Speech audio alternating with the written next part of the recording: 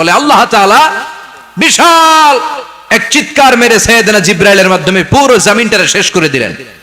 ফাজআলনা আলিয়াহা সাফিলাহা ওয়া আমতারনা আলাইহিম হিজারাতাম মিন সিজিল। তাদের অপকর্মের কারণে জর্ডানের ওই এলাকাটাকে আল্লাহ বললেন, জিবরাইল এলাকাটারে হাতে তুলে নে, আকাশের উপরে তুলে পুরো এলাকা সহ মানুষ সহ জমিনের মধ্যে গেড়ে দে। জমিনের নিচের মাটি উপরে নিয়ে গেল কে? উপরের মাটি নিচে নিয়ে গেল কে? পুরো জায়গাটা এখন ডেড সি হয়ে গেছে। কি সি? ডেড সি নাম শোনেন নাই বোধহয়? আজকে শুনে রাখেন, এটারে বলে মৃত সাগর। এটা গজবের জায়গা, ওখানে মানুষও ডুবে না। লবণের ডেনসিটি, সল্টের ডেনসিটি এত হাই, এই পানির মধ্যে এত গজব, এর মধ্যে কোনো মাছ জন্মায় না, চিংড়ি জন্মায় না, কাঁকড়া জন্মায় না, ব্যাং হয় না, শ্যাওলা হয় না, কিচ্ছু বাঁচে না। এটা গজবের জায়গা। চিল্লায় বলেন ঠিক কিনা? যে আল্লাহ জর্ডানের এলাকাটারে ধ্বংস করে দিল, ওই আল্লাহ আজও আছে না নাই? এই জন্য নিজ দিয়ে তিনি যেমনি আযাব দিতে পারেন, ভূমিকম্প দিতে পারেন, জলোচ্ছ্বাস দিতে পারেন, উপর থেকে তিনি শিলাবৃষ্টি দিতে পারেন কি পারেন না? মাইথার দিয়ে কখনো শিলাবৃষ্টি হয়েছিল? হ্যাঁ, ফসল ক্ষেত শেষ করে দেয় না? ছাগল টাগল মরে যায়। ছাগল যদি ইয়েতে থাকে ক্ষেতের মধ্যে, বড় শিলা মাথায় পড়লে শেষ, মানুষও শেষ, টিনের চালও শেষ। কথা কন। এরপরে আল্লাহ যদি উল্কা বৃষ্টি পাঠায়, উল্কা যদি পড়ে, কই যাবেন? কোথায় যাবেন আপনি? উল্কা চিনেন? মহাশূন্যে বিশাল পাথরের খণ্ড ঘর্ষণ খেয়ে পৃথিবীর ভেতরে ঢুকে যায়। এই পৃথিবীতে সবচেয়ে বড় উল্কাপিণ্ড পড়েছে সাউথ আফ্রিকাতে। সাউথ আফ্রিকার একটা সিটি আছে, হোবা সিটি। এই হোবা শহরে 60 মেট্রিক টন ওজনের একটা উল্কা পড়েছিল, যেখানে পড়েছে পুরো জায়গাটা বিশাল খাদ হয়ে গিয়েছে। এরকম একটা উল্কা যদি এখানে পড়ে, আজকে বাঁচার উপায় আছে?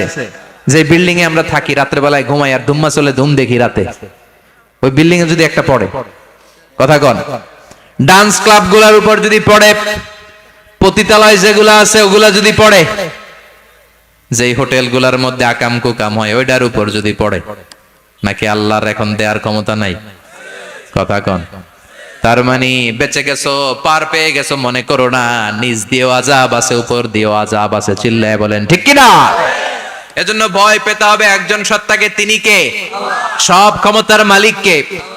এরপর আল্লাহ বললেন, আওয়ালাম ইয়ারাউ ইলা আত-তায়রি ফাওকাহুম সাফাতিন ওয়া ইয়াকবিদনা মা ইউমসিকুহুন্না ইল্লার রাহমান ইন্নাহু বিকুল্লি শাইইন বাসীর। সুবহানাল্লাহ বলেন। আল্লাহ বলেন, তোরা নাস্তিক হস কেমন করে? মানুষ নাস্তিক হয় কেমন করে? মানুষ কি মুক্ত বিহঙ্গের দিকে নজর করে তাকায় না? আকাশে মুক্ত বিহঙ্গ নাই? বিহঙ্গ বুঝছেন তো? পাখি। পাখির কথা কোরআনে বললো কে? সুবহানাল্লাহ কইবেন না? ওয়া আরসালা আলাইহিম তায়রান আবাবিল। আবার কাবা ভাঙতে এলে পাঠাওয়া বাবিল। দাও খোদা দাও আমায় আবার উমর দরজ দিল। দাও খোদা দাও আমায় আবার উমর দরজ দিল। সুবহানাল্লাহ পড়েন। এই যে আল্লাহ বললেন ওয়া আরসালা আলাইহিম, তারপর তায়রান আবাবিল। তায়ের মানে পাখি, তায়ের মানে কি? আবার জান্নাতে যারা যাবে তাদেরকে পাখির ভুনা গোশত খাওয়াবে কে? জান্নাতে যাওয়ার সাথে সাথে প্রথমে আল্লাহ আপনাদেরকে মেহমানদারি করবে মাছের কলিজা দিয়ে। খাইবেন? মাছের কলিজার কথা শুনে জিহ্বায় পানি আসছে নাকি? আউয়ালু তুআমিন ইয়াকুলুহু আহলুল জান্নাতি ফাজিয়াদাতু কাবিদিল হুত। প্রথমে মাছের কলিজা, এরপরে পাখির ভুনা গোশত। তার মানে পাখির কথা কোরআনে আছে না নাই? আবার সাইয়েদনা সুলাইমান আলাইহিস সালামের একটা পাখি ছিল, এটার নাম কি ছিল? হুদহুদ পাখি। মাথার উপর দিয়ে চলতো, আর ওইটার চোখে জুমিং পাওয়ার আল্লাহ এত বেশি দিয়েছিল, এটা জমিনে নজর করলে বুঝতে পারতো কয় হাজার ফিট নিচে পানি আছে, পানিটা মিষ্টি না লবণাক্ত না কেমন, দেখে দেখে মুহূর্তের মধ্যে সাইয়েদনা সুলাইমানের কাছে সব তথ্য সরবরাহ করে দিত। কোন সুবহানাল্লাহ। এজন্য আল্লাহ বললেন, নাস্তিক গুলো কি পাখির দিকে তাকায় না? এই পাখির দিকে তাকালে পাখির রব আল্লাহরে খুঁজে পাওয়া যায়। পাখির দিকে তাকালে, মুক্ত বিহঙ্গের দিকে তাকালে কেমন করে পাখিগুলো উড়ে যায়। এই পাখিগুলো আকাশে ধরে রাখে কে? মা ইউমসিকুহুন্না ইল্লার রহমান। ওই রহমান ছাড়া কেউ পাখিগুলোর শূন্যে ধরে রাখতে পারে না। কত শত আয়াতে যে আল্লাহ পাখির কথা বলেছেন হিসাব নাই। কত ধরনের পাখি যে আল্লাহ বানিয়েছেন কোনো হিসাব নাই।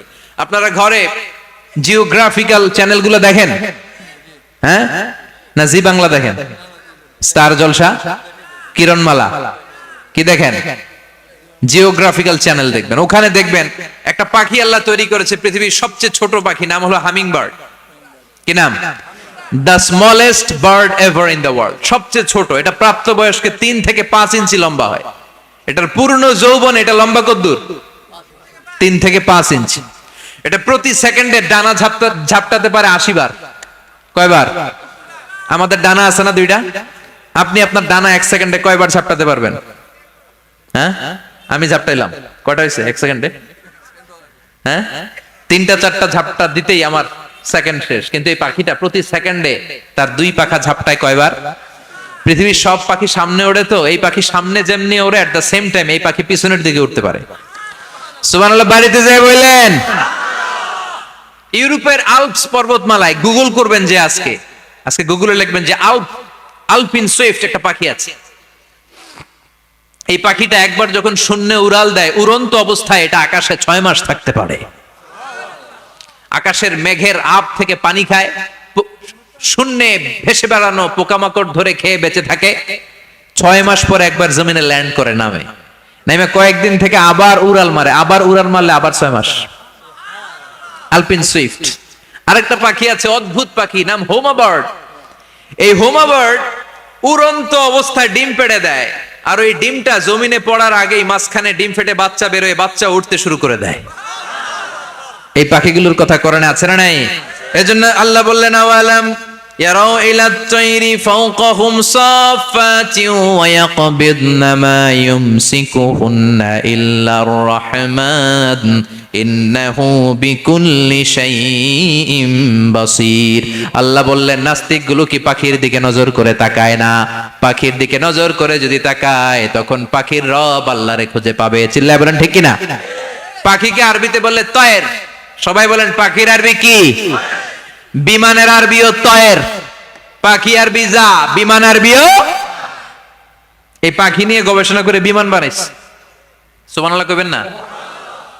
আমরা বানাই নাই, আমরা তো খোঁচাখুচিতে ব্যস্ত, আমরা আছি ফতুয়া নিয়ে ব্যস্ত। তুই 20 কারণে কাফের, তোর চাচা 90 কারণে কাফের। তোর চাচা মরলে যেই জায়গায় কবর দেয়া হবে, ওই কবরের মাটির উপরে যে ঘাস উঠবে, ওই ঘাস যে গরু খাবে, ওই গরুর দুধ যে খাবে, ও কাফের। আছে না নাই? খালি কাফের ফতুয়া দেয় ব্যস্ত। আমরা ফতুয়া নিয়ে রইলাম, আর ওরা সব আবিষ্কার করে ফেললো। উইলবার রাইট আর অরভিল রাইট, এই 2 ভাই 1903 সালে এই বিমান আবিষ্কার করেছে, এই আয়াতের উপর গবেষণা করে। আওয়ালাম ইয়ারাউ ইলাত তাইর, ওরা কি পাখি নিয়ে ভাবে না? আমাদের তো ভাবার সময় নাই, আমরা আছি মদ নিয়ে আর নারী নিয়ে আর জুয়াবাজি নিয়ে। চিল্লায় বলেন ঠিক কিনা? এমন অনেক মন্ত্রীদের হোটেল আছে যেখানে পতিতালয়ের আড্ডাখানা। চিল্লায় বলো ঠিক কিনা? মুসলমান রাজ মদ আর নারী নিয়ে ব্যস্ত, আর ইহুদি খ্রিস্টানরা আমাদের সব ঐতিহ্যকে ধারণ করেছে। উইলবার রাইট অরভিল রাইট গবেষণা শুরু করে দিল। পাহাড়ে শুয়ে শুয়ে 2 ভাই খালি পাখির ছবি আঁকে, কেমনে পাখিগুলো ডানা ঝাপটা মেরে ওঠে, কেমনে নামে। গবেষণা করতে করতে করতে প্লেন বানায় ফেললো 1903 সালে। আজ থেকে 100 বছর আগের স্টোরি শোনাচ্ছে আপনাদের। তখনকার বিমান এখনকার বিমানের মতো ছিল না। আপনি দেখবেন যে শুরুতে বিমান কেমন ছিল। শুরুতে ভাঙ্গাচুরা 2টা পাখা নিয়ে একটু উড়ে আবার ধপাস করে পড়ে, কিন্তু আশা হারায় নাই, আবার উড়ে ধপাস করে পড়ে। আমেরিকাতে সুবিধা করতে পারে না। ফ্রান্সের এক কিং তাদেরকে ডোনেট করেছে বিপুল অঙ্কের টাকা দিয়ে। তারা প্রথম ফ্রান্সের একটা শহর থেকে আরেকটা শহরে পৃথিবীর প্রথম প্যাসেঞ্জার প্লেন নিরাপদে ল্যান্ড করেছে। মানুষের উড়ার স্বপ্ন সফল হতে শুরু করলো। এখন বিভিন্ন ধরনের বিমান একটার পর একটা শুরু হয়েছে। এই পৃথিবীর সবচাইতে দ্রুতগামী যে বিমানটা আগে ছিল, নাম ছিল কনকর্ড, যাত্রীবাহী বিমান। এটার পরে এখন একটা বাইরে হচ্ছে বোম সুপারসনিক। কি নাম? Bomb supersonic. এত স্পিডে চলে, এই মাত্র দেখলেন এদিকে, এরপর দেখবেন নাই ওইদিকে। সুবহানাল্লাহ পড়ে। কি বিশাল বিশাল ডবল ডেকার গুলো নিয়ে শূন্যে উড়াল দেয়। A3 এয়ার বোয়িং A380 বর্তমান পৃথিবীতে সবচেয়ে বড় প্যাসেঞ্জার বিমান। কার্গো বিমান তো এগুলোর 7-8 ডবল বড় হয়। I'm talking about the passenger plane A380। 525 জন যাত্রী নিয়ে এটা শূন্যে উড়াল দেয়। 525 জন যাত্রী, কেবিন ক্রু, পাইলট, বিমানের ওজন, খাবার দাবারের ওজন, ফুয়েলের ওজন, 525 জনের লাগেজ টাগেজের ওজন, এই সব নিয়ে শূন্য উড়াল দেয়। সুবহানাল্লাহ কইবেন না? এই বিমান আবিষ্কারের আগ পর্যন্ত গোটা বিশ্বব্যাপী সব দেশে দেশে ছিল সেনাবাহিনী আর নৌবাহিনী। বিমান আবিষ্কার হওয়ার সাথে সাথেই শুরু হয়ে গেল বিমান বাহিনী, এয়ারফোর্স, মিলিটারি। এখন বোম সুপারসনিক বানায়, এখন ড্রোন হামলা করে, এখন মিসাইল হামলা করে, এখন স্যাটেলাইট পাঠায়। আমরাও পাঠাইছি। কি নাম? Bangabandhu satellite. We launching the Bangabandhu satellite channel last year. আমরা বঙ্গবন্ধু স্যাটেলাইটও পাঠাইছি উপরে। সবকিছু পাখির উপর গবেষণা করে হয়েছে। চিৎকার করে বলেন ঠিক কিনা? এজন্য আল্লাহ ডেকে বললেন, গোলাম ওরা কি পাখির দিকে তাকায় না? পাখির দিকে যদি নজর করে একটিবার তাকাতো, নাস্তিক আর নাস্তিক থাকতে পারতো না। এজন্য নাস্তিকদের জন্য এই সূরার ভেতরে ডোজ আছে, আই ওপেনার আছে। সর্বশেষ আল্লাহ একটা প্রশ্ন দিয়ে এই সূরাটা শেষ করলেন। প্রশ্নটা শুনবেন? শুনবেন সবাই? আল্লাহ বললেন, কুল আরাআইতুম ইন আসবাহা মাউকুম গাওরান ফামান ইয়াতিকুম বিমাইম মাইন। বলো দেখি সবে, শুকাইয়া যদি যায় এই পৃথিবীর পানি, তাহলে হেথায় তটনির ধারা কে দিবে সবারে আনি? কে দিবে আনি? একদিন সকালবেলা ঘুম থেকে উঠছেন, টয়লেটে যাবেন, মুখ ধোবেন, স্কুলে যাবেন, অফিসে যাবেন, কাজে যাবেন, যায় দেখেন টিউবওয়েল চাপতেছেন, পানি নাই। ট্যাপ ছাড়লেন, পানি নাই। চোখের মধ্যে ময়লা, নাকে ময়লা। টয়লেটে যাবেন, পানি নাই। পুকুরে নাইমা দেখেন পানি নাই। বিশাল বিশাল মেশিন বসিয়ে মাটির নিচ থেকে ভূগর্ভস্থ পানি ওঠানোর চেষ্টা করলেন, একটা পানি নাই। এক ফোঁটা পানি গোটা বিশ্বে কোথাও নাই। কে দিব পানি আপনারে?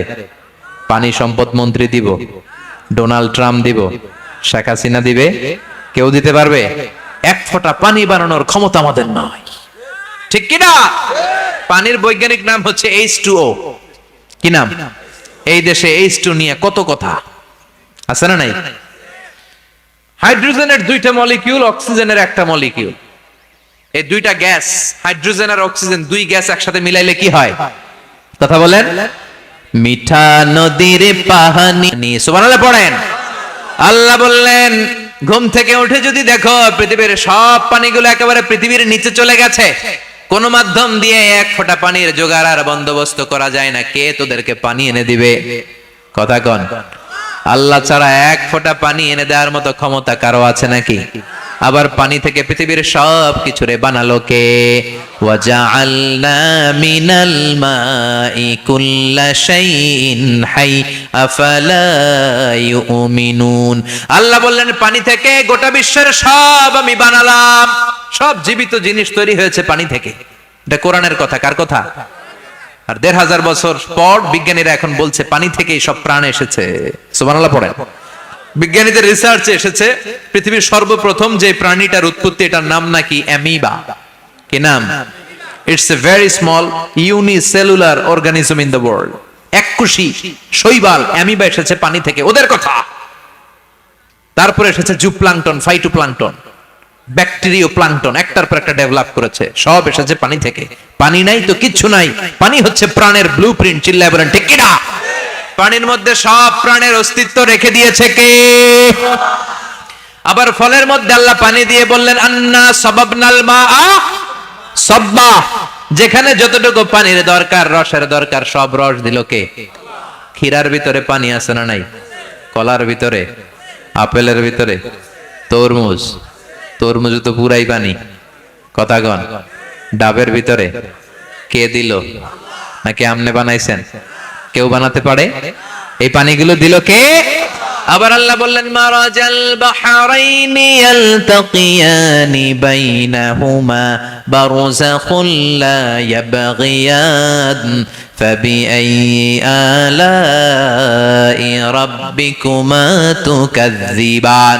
দুই দিকে সাগর বয়ে যায়, একদিকে এলো না পানি, একদিকে মিঠা পানি, একসাথে সাগরটা বয়ে যায়, কিন্তু মাঝখানে এমন ব্লকেজ, একটার পানি আরেকটার সাথে মিশে না, আটকায় রাখলো কে?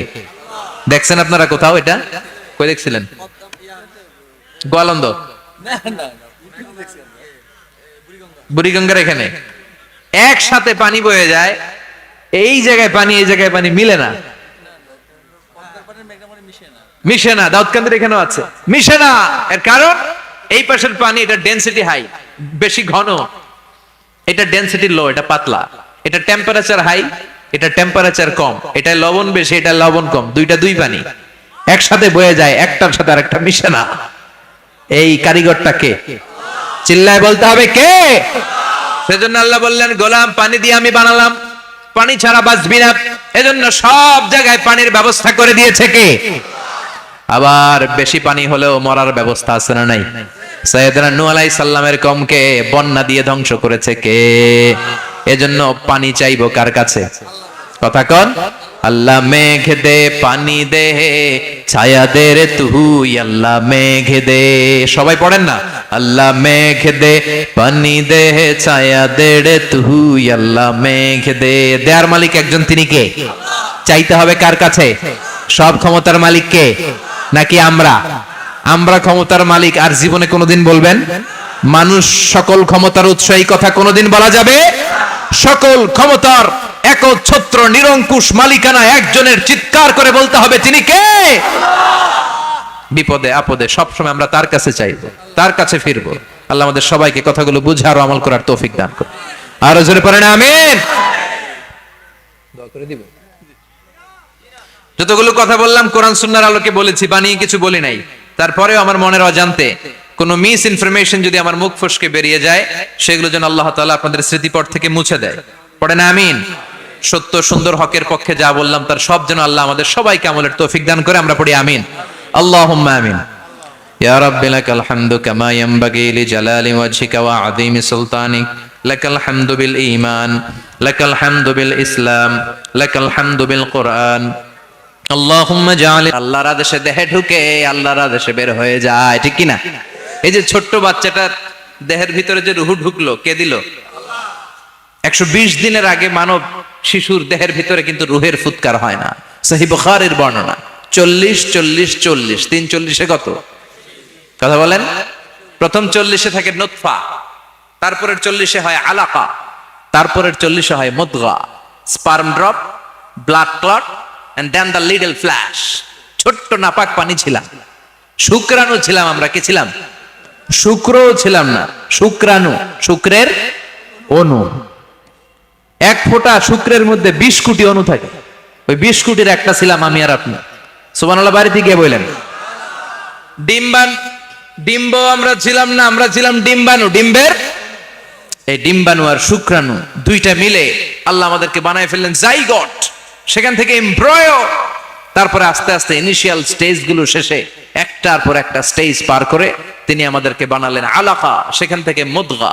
আমাদের দেহের ভেতরে তিনি স্কেলিটন ভরে দিলেন, কঙ্কাল, মাথার স্কাল দিলেন, খুলি দিলেন, নাক কান গলা দিলেন, আমার রেসপিরেটরি সিস্টেম চালু করে দিলেন। কত ছোট ছিলাম আমি, ক্ষুদ্র ছিলাম আমি। ফালয়ানযুরিল ইনসানু মিম্মা খুলিকা, খুলিকা মিম্মা দাফিক। মানুষের উচিত তার সৃষ্টি প্রক্রিয়ার দিকে নজর করে তাকানো। বাবার পিঠ থেকে সবেগে নির্গত হওয়া পানি দিয়ে মায়ের পেটে তোমারে ঢুকায় দিল কে? নাপাক পানি থেকে ছোট্ট ব্যাঙ্গাচির মতো ছিলাম, জোকের মতো মায়ের জরায়ুর দেয়ালে লেগেছিলাম।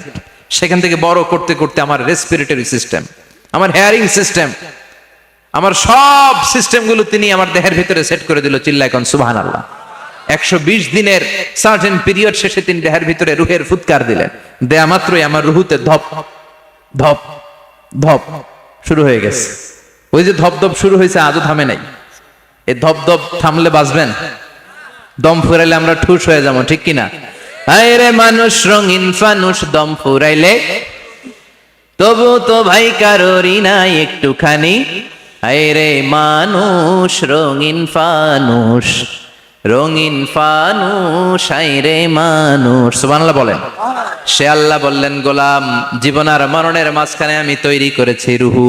পৃথিবীর বিজ্ঞানীরা সব বানাতে পারে, কম্পিউটার বানাতে পারে, প্লেন বানাতে পারে, হেলিকপ্টার বানাতে পারে, রকেট বানাতে পারে, কিন্তু গোটা বিশ্বের সব বিজ্ঞানীরা মিলে কি রুহু বানাতে পারে নাকি? কথা বলেন। গত বছর সোফিয়া নামে একটা রোবট আসছিল না? কথা কন। ওটা মাথা উঁচু করে নিচু করে কথা বলতে চায়, মানুষের মতো হতে চায়। আসলে কি মানুষ? ওটার মধ্যে কি রুহু আছে? রুহু বানাইতে পারবে কেউ? এই রুহু নিয়ে যে কত গবেষণা, মুমূর্ষ রোগীদের উপর গবেষণা চালিয়েছে অনেক। বুলেট প্রুফ গ্লাসের ভিতরে মুমূর্ষু রোগীকে রেখে রেখে তারা চেক করতে চেয়েছে আমেরিকান বিজ্ঞানীরা যে রুহু কোন দিক দিয়ে বেরোয়। তারা ওজন করে দেখে মানুষ মরে গেলে কোন লাশের ওজন বেড়ে যায়, কোন লাশের ওজন কমে যায়। যেটাতে কমে গেছে 2-1 কেজি কমে যায়, তার অবাক, কিরা আগে ছিল 80 কেজি এখন হয়েছে 78 কেজি, তার মানে 2 কেজি না, এটাই রুহু। এটাই কি? এটা হচ্ছে গবেষণার ধাপ। অনেকগুলো মডিউল তারা আনে, অনেক মুমূর্ষু রোগীকে গ্লাস ফিটিং করা, ইন্টেনসিভ কেয়ারে রেখে তারা অবজার্ভ করে, আর অক্সিজেন মাস্ক খুলে দিয়ে তারা দেখে যে লোকটা ছটফট করে কিভাবে মরে। মরার আগে ওজন মাপ ছিল 80 কেজি, মরে গেছে পরে আবার ওজন দিয়ে দেখে 78 কেজি, কমছে কয় কেজি? বিজ্ঞানে কয় পাইছি, সবাই কয় কি পাইছো? কয় রুহু। কই পাইলেন? কয় আগে 80 এখন 78, 2 কেজি। রুহুর ওজন কয় কেজি? তো বিজ্ঞানীদের সিস্টেম হচ্ছে যে কোনো একটা বিষয়ের উপর গবেষণা চালালে তারা পূর্ণাঙ্গ ডিসিশনে পৌঁছতে পারে না। They couldn't jump to the final conclusion just on one module, based on one module, they can't do it. তাদের অনেকগুলো মডিউল আনতে হয়। তারা আবার নমুনা আনলো আরেকটা, মুমূর্ষু রোগী, অক্সিজেন চেম্বার লাগানো, মাস্ক লাগানো, এটা খুলে ফেললে মরে যাবে। বুলেট প্রুফ করা গ্লাসের ভিতরে ঢুকিয়ে এটার ওজন মাপ, এটার ওজন 60 কেজি। এবার মাস্ক খোল, মাস্ক খুলছে ছটফট ছটফট করে, এটা শেষ। এবার মাপ দেখ, এবার মাইপা দেখা গেছে 63 কেজি। কয় কেজি বাড়ছে? এক একটার এক এক সিস্টেম হইতেছে, কোনোটা কমে, কোনোটা বাড়ে, কোনোটা কিচ্ছু হয় না। সবাই কয় তাইলে আপনি রুহু পাইলেন কই? আগেরটা কম ছিল, মনে করছিলেন 2 কেজি কমছে, ওইটাই রুহু, এখন 3 কেজি বাইরে গেছে, মিলাইবেন কি দিয়া? কথা কন। আল্লাহ ডেকে বলে, গোলাম কিয়ামত পর্যন্ত একটার পর একটা মুমূর্ষু রোগীকে বুলেট প্রুফ গ্লাসের ভেতরে ঢুকাতে পারবি, গবেষণা করতে পারবি, মাগার রুহু খুঁজে পাবি না। চিল্লায় বলেন ঠিক কিনা? কারণ এই রুহুর মালিক কে? সে আল্লাহ বললেন, আল্লাযী খালাকাল মাউতা ওয়াল হায়াতা লিয়াবলুয়াকুম আইয়ুকুম আহসানু আমালা।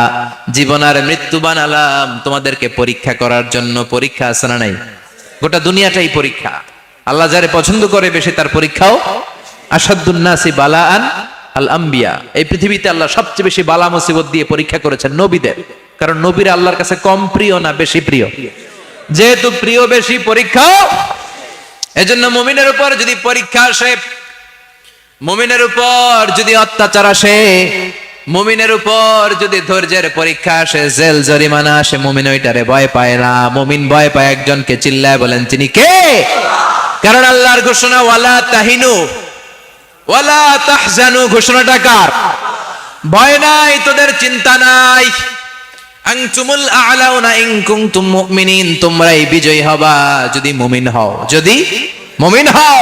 এজন্য ধৈর্যের পরীক্ষা দিতে হবে, আল্লাহর উপর তাওয়াক্কুল করতে হবে, অত্যাচার আর জুলুম আল্লাহর নামে সহ্য করে যেতে হবে। চিল্লায় বলেন ঠিক কিনা? কারণ মুসলিমের সাথে আল্লাহ থাকে।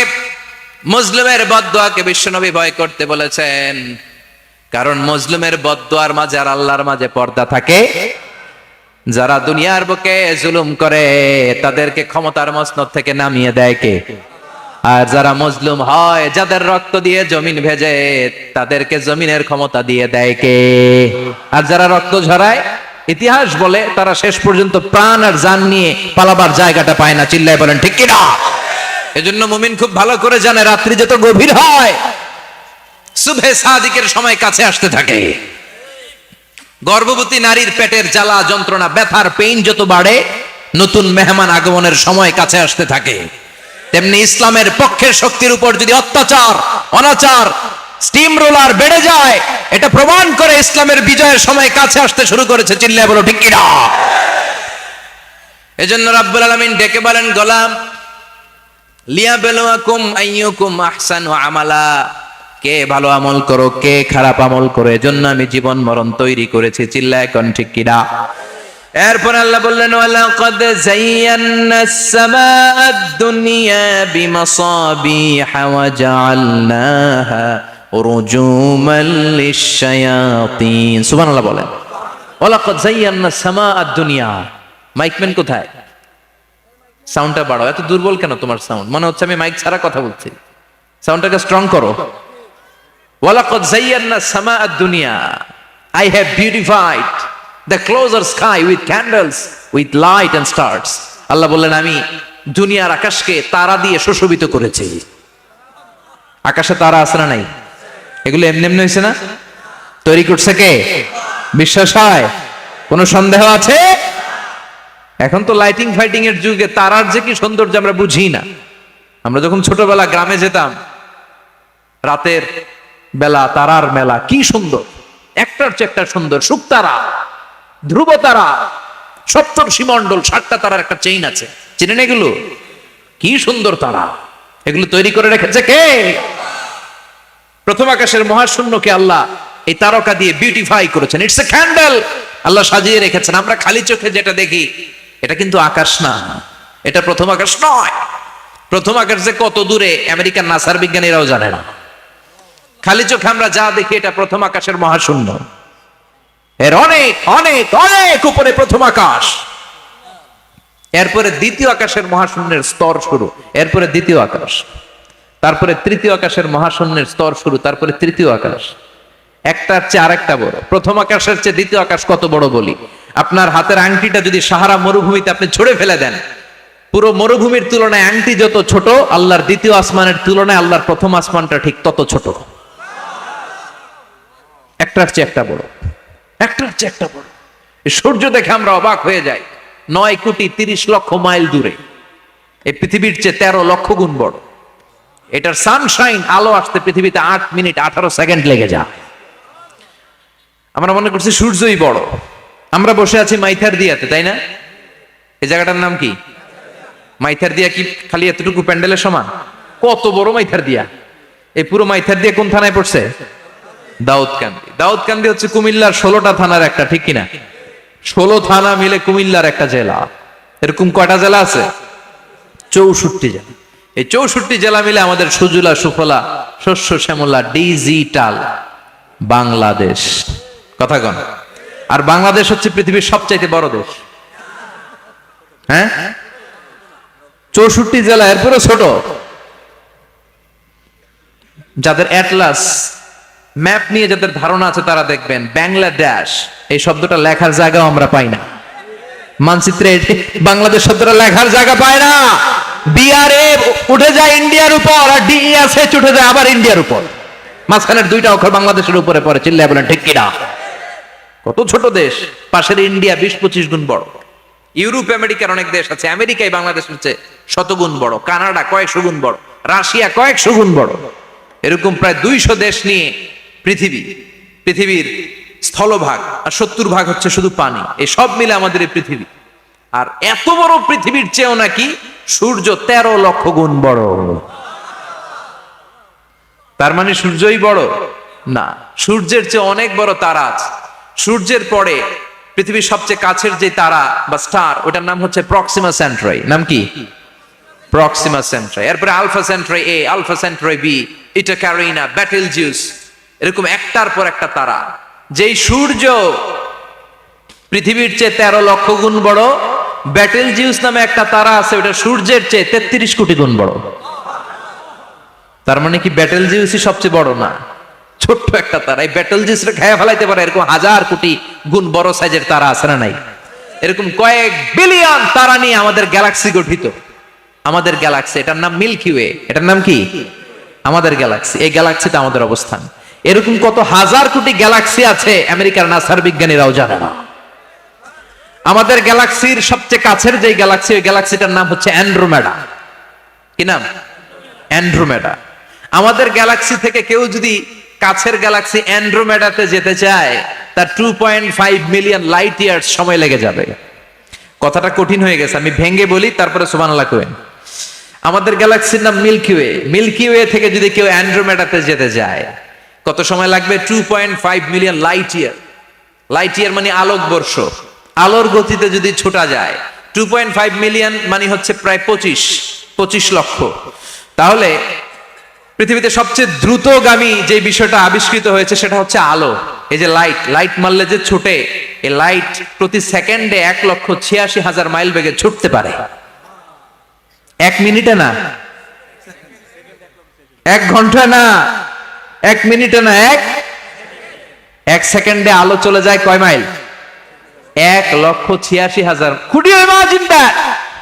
আপনি কল্পনা করতে পারেন? হয়তো মাথা নাড়াইতেছেন। এটা কি কল্পনা করা যাবে? আমার তো তার ছিঁড়ে যাচ্ছে। এক সেকেন্ডে নাকি আলো ছুটে 1,86,000 মাইল বেগে। এক সেকেন্ড শব্দ কইতে তো 2 সেকেন্ড লাগে, কথা কোন? এর মধ্যে আলো চলে গেছে 1,86,000 মাইল। তো কোন রকেট যদি আপনি পান, যে রকেট দিয়ে সেকেন্ডে 1,86,000 মাইল বেগে রকেটটা ছুটবে প্রতি সেকেন্ডে, খেয়াল করেন, ঘন্টায় না, মিনিটে না, কিসে? সেকেন্ডে। যে রকেটটা সেকেন্ডে 1,86,000 মাইল বেগে ছুটবে, ওই রকেটটা দিয়ে আমাদের গ্যালাক্সি থেকে আমাদের পাশের গ্যালাক্সি অ্যান্ড্রোমেডাতে পৌঁছতে আপনার 25 লক্ষ বছর লেগে যাবে। সুবহানাল্লাহ বাড়িতে গিয়ে বললেন। এরকম বিশাল বিশাল তারা দিয়ে আমাদের আকাশটারে বিউটিফাই করেছে কে? এজন্য আল্লাহ বললেন, ওয়ালাকাদ যায়্যানাস সামাআদ দুনিয়া বিমাসাবিহা ওয়া জাআলনাহা রুজুমান লিশ-শায়াতিন। আমি এই দুনিয়ার আকাশটারে সুন্দর সুন্দর তারকারাজি লাইটের মতো সেটিং করে সুশোভিত করেছি, আবার এই তারকা দিয়ে আমি শয়তানদেরকে প্রহারও করেছি। সুবহানাল্লাহ। শয়তানদেরকে আল্লাহ তারা মেরে আঘাত করে। সুবহানাল্লাহ বলে। এরপরে এই সূরার প্রথম রুকুর শেষে আল্লাহ বললেন, ওয়াসিররু কাওলাকুম আও ইজহারু বিহি ইন্নাহু আলিমুম বিযাতিস সুদূর আলা ইয়ালামু মান খালাকা ওয়া হুয়াল লাতীফুল খাবীর। আল্লাহ বললেন, ওয়াসিররু কাওলাকুম, তোমরা যদি গোপনে কথা বলো, আও ইজহারু বিহি, কিংবা স্পষ্ট করে বলো, সব শুনে কে? আপনি যেমনি বলেন শুনবে কে? বলেনই নাই, কিন্তু মনে মনে ভাবছেন, শুনবে কে? সুবহানাল্লাহ কইবেন না? সাত আকাশের উপরে, আরশের উপরে তার অবস্থান, সাত জমিনের নিচে কোন গোপনতম প্রকোষ্ঠে, কোন ছোট্ট বাক্সের ভেতরে যদি কোনো পিঁপড়া, পিপিলিকা নীরবে হেঁটে যায়, আল্লাহ বলে আমি ওই পিঁপড়ার হেঁটে চলার পায়ের আওয়াজটাও শুনতে পাই। এজন্য কেউ যেটা শোনে না, শুনে কে? এরপর আল্লাহ বললেন, হুয়াল্লাযী জাআলা লাকুমুল আরদা যালুলান ফামশু ফি মানাকিবিহা ওয়া কুলু মির রিজকি ওয়া ইলাইহিন নুশুর। সুবহানাল্লাহ বলেন। আল্লাহ ডেকে বললেন, গোলাম, তোমাদের জন্য জমিনটারে আমি বিছানা বানিয়েছি। আল্লাযী জাআলা লাকুমুল আরদা ফিরাশা, জমিনটারে বিছানা বানিয়েছে কে? এই বিছানার মতো সমতল জমিন দিয়ে তোমরা হেঁটে বেড়াও, চলে বেড়াও, হেলে দুলে পড়ার সুযোগ নাই, ঠিক কিনা? এই যে মাইথার দিয়ে আজকের যে ময়দান, এটা যদি বিছানার মতো সমান না হইতো, বসতে পারতেন? কথা কন। এই ময়দানের প্যান্ডেলের এদিক দিয়ে উঁচা, এদিক দিয়ে গর্ত, এদিক দিয়ে নিচা, এদিক দিয়ে খাড়া, কেমন হইতো? কথা কন। কেউ আমার দেখতো, কেউ দেখতো না, কেউ দাঁড়াইয়া, কেউ বৈশা, আছে না নাই? কিন্তু জমিনটারে সমতল বানালো কে? আপনি যদি বিমান থেকে যদি আপনি দেখেন, বিমানের গ্লাস দিয়ে, জানলা দিয়ে যদি আপনি নিচের দিকে তাকান, আপনি দেখবেন মনে হবে পুরো জমিনটাকে আল্লাহ সবুজ কার্পেট দিয়ে কার্পেটিং করে রেখেছে। এই সৌন্দর্য দিয়েছে কে? আবার রব্বুল আলামিন বলেন, জমিনটারে সমান দেখে, কার্পেটিং দেখে মনে করো না তোমরা বেঁচে গিয়েছো। আমার দেয়া বিধান আমার জমিনে যদি কায়েম করতে না পারো, এই কার্পেটিং করা জমিনের ভেতরে আযাব আছে না নাই? এই পুরো জমিনের ভেতরে আছে আগুন আর আগুন। আগ্নেয়গিরির অগ্নুৎপাত জ্বালামুখে বিস্ফোরণ করে দিয়ে গোটা বিশ্বটারে মুহূর্তে মেসাকার করে দিতে পারে কে? এজন্য আল্লাহ ডেকে বললেন, গোলাম, আমিনতুম মান ফিস সামাই আন ইয়াখসিফা বিকুমুল আরদা ফাইদা হিয়া তামুর। তোমরা কি ভেবেছো নাকি বেঁচে যাবা? আমি চাইলেই পুরো জমিনটারে কাঁপিয়ে দিতে পারি। আয়াখসিফা বিকুমুল আরদ, খাসাফ মানে ল্যান্ডস্লাইড। খাসাফ মানে কি? ল্যান্ডস্লাইড, ভূমিধস, ভূকম্পন, আর্থকোয়েক, আছে না নাই?